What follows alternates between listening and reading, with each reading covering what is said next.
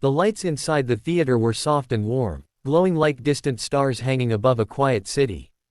The audience waited with gentle chatter, their voices blending into a low hum that felt almost like a breeze moving through a peaceful street. It was another long day of auditions on America's Got Talent, but tonight carried a strange kind of stillness, as if something meaningful was about to happen. Even Simon Cowell, sitting behind the judge's desk with his usual calm expression, leaned back in his chair with a slight look of curiosity in his eyes. He had seen thousands of singers, thousands of dreams, and thousands of moments that rose and fell like waves. Yet he always recognized when the air felt different. A small boy stepped onto the enormous stage, moving slowly, carefully, as though he didn't want to disturb the silence. He looked around 8 or 9 years old, wearing a neatly pressed white polo shirt and dark pants. His hair was brushed to the side, and his small hands trembled slightly at his sides. His brown eyes scanned the crowd with quiet wonder. For a moment, the stage swallowed him in its size, but there was something steady in the way he stood, something gentle, like the way a candle continues to shine even when the room is too big. He reached the center of the stage, and the host wished him good luck from behind the curtains. The boy swallowed nervously and adjusted the microphone stand, which was almost too tall for him. When Simon leaned forward, the boy lifted his chin a little, gathering the courage to speak. "What's your name?" Simon asked softly, trying to ease the tension.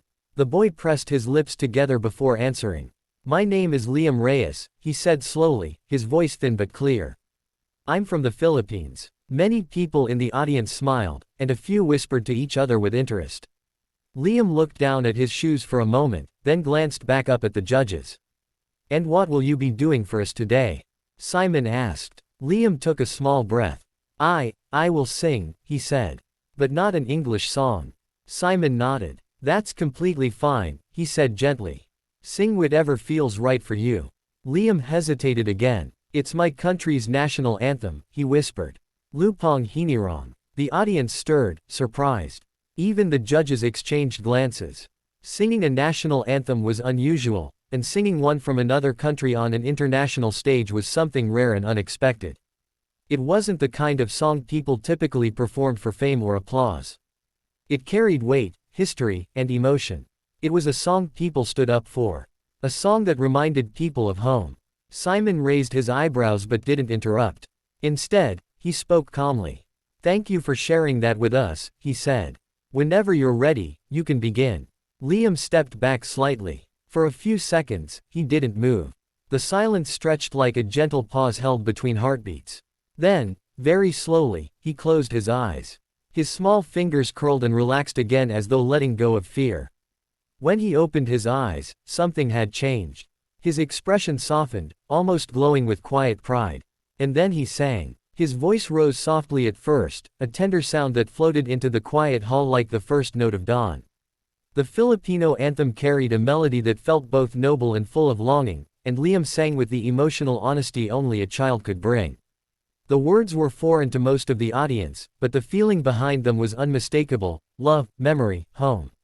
His young voice filled the massive theater slowly, like water filling an empty cup. As he continued, his tone grew stronger, steadier. The notes carried warmth and dignity, unfolding with gentle rhythm.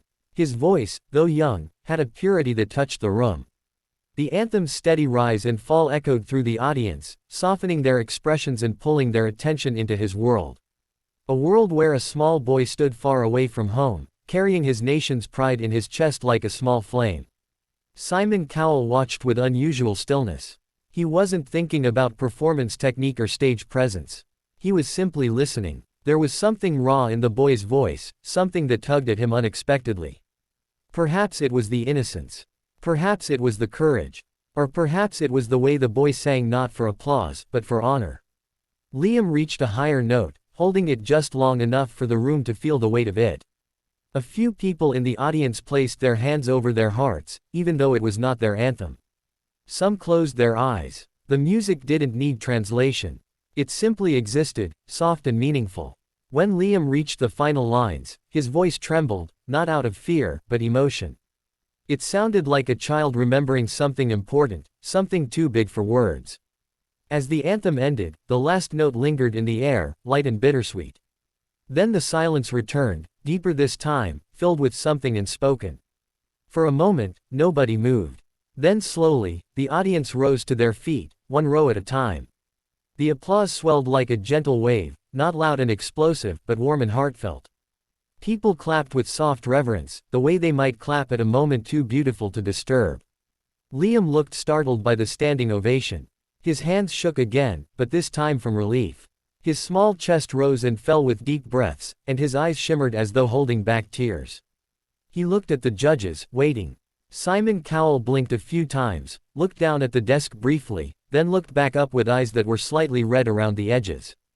A rare, quiet emotion softened his features. Liam, he began, his voice gentler than usual. I wasn't expecting that. A soft laugh rose from the crowd. Simon continued, choosing his words carefully. I've listened to many performances, but what you did just now, it was pure.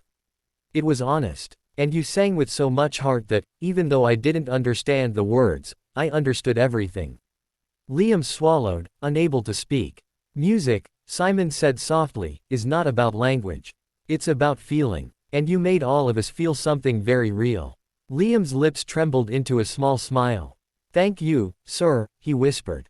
The other judges added their compliments, speaking kindly about his bravery and the power of his performance. But even as they spoke, Liam noticed something gentle shifting inside him. He had come expecting fear. He had come expecting mistakes. But instead, he found that people listened to him, not because he was loud or impressive, but because he had shared something true. The applause returned again, carrying him like a soft tide. But when it faded, and the judges prepared to give their votes, something unexpected happened.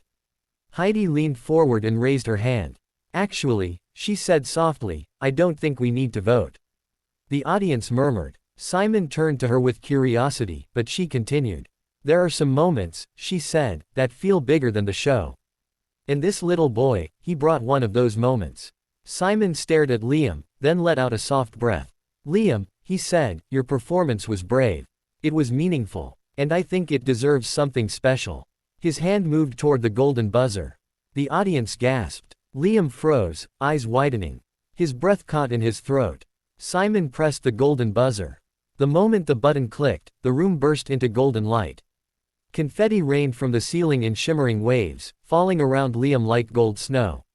His hands flew to his face as tears finally spilled down his cheeks, quiet, overwhelmed, beautiful tears. The golden confetti stuck to his hair, his shoulders, his cheeks. The audience cheered louder now, not out of excitement, but out of pure celebration for a moment that felt heartfelt and unforgettable. Simon stood up, something he didn't always do. His expression held a look of genuine admiration, the kind he seldom showed. He watched the small boy cry with joy, and even he blinked back tears he didn't bother to hide. Behind the scenes, Liam's mother rushed onto the stage, wrapping her arms around her son. She bent down and kissed his forehead, holding him as though the world had finally caught up to the love she already knew he carried. You did it, she whispered. You made us proud. Liam held onto her tightly, unable to speak as the golden confetti continued to fall around them. The audience kept cheering, but the moment remained strangely calm. Peaceful. As if the whole theater understood that this wasn't just a performance, this was a child honoring his roots, sharing a piece of home, and finding acceptance thousands of miles away. When the lights dimmed and Liam walked off stage, he felt lighter, taller. The fear that once curled inside him had melted away.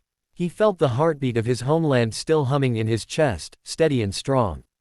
Later, backstage, Simon approached quietly. He didn't speak right away. Instead, he placed a gentle hand on the boy's shoulder. You reminded everyone tonight, Simon said softly, that the world is bigger than borders. And smaller than we think. We all felt connected through your voice. Liam nodded slowly, his eyes still bright. Thank you, he whispered again.